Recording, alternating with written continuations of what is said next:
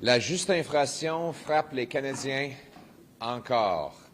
2 mois après que Chrystia Freeland a déclaré la victoire contre l'inflation, ça a augmenté à 43 au-delà du niveau que ça a été quand elle a fait ces déclarations-là.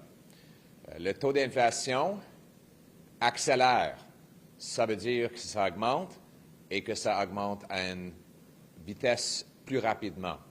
Et c'est large. Ce n'est pas basé sur un seul produit ou service.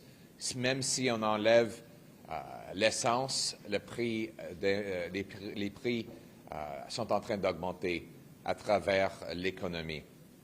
Et ça continue d'accélérer lorsqu'on est en train de passer de plus en plus de temps du COVID. Alors, on ne peut plus blâmer la COVID. Finalement, il faut remarquer que l'inflation au Canada est plus élevée qu'aux États-Unis. Alors, ce n'est pas les aspects mondiaux qui causent l'augmentation de prix. Comme le dit le gouverneur de la Banque du Canada, c'est des facteurs domestiques qui causent l'inflation. Et comme l'a dit l'ancien ministre des Finances, John Manley, c'est les dépenses et les déficits de Justin Trudeau qui causent cette inflation-là. Que fait Justin Trudeau? Il continue d'alimenter l'inflation. Avec un déficit inflationniste dans le dernier budget, avec 60 milliards de dollars de dépenses additionnelles imprimées et empruntées, ça alimente le coût de la vie. En plus, sa taxe carbone est inflationniste.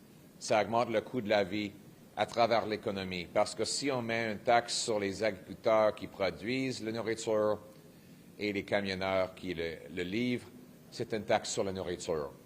Encore pire, il a une deuxième taxe carbone qu'il a essayé d'appeler un règlement.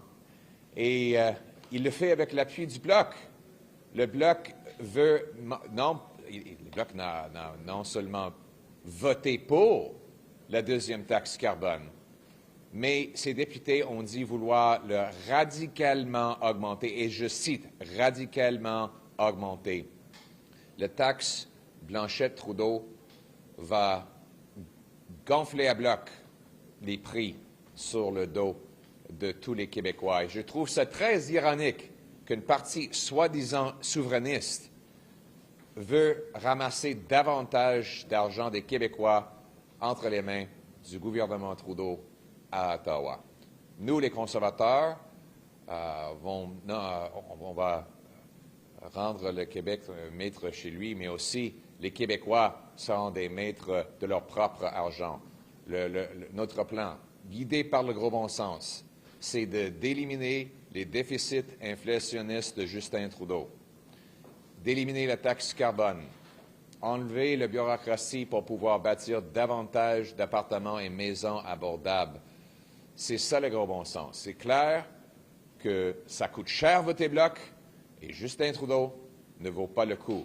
Seulement le Parti conservateur a le gros bon sens pour éliminer les taxes et déficits inflationnistes et ramener des prix plus bas pour des Québécois et tous les Canadiens.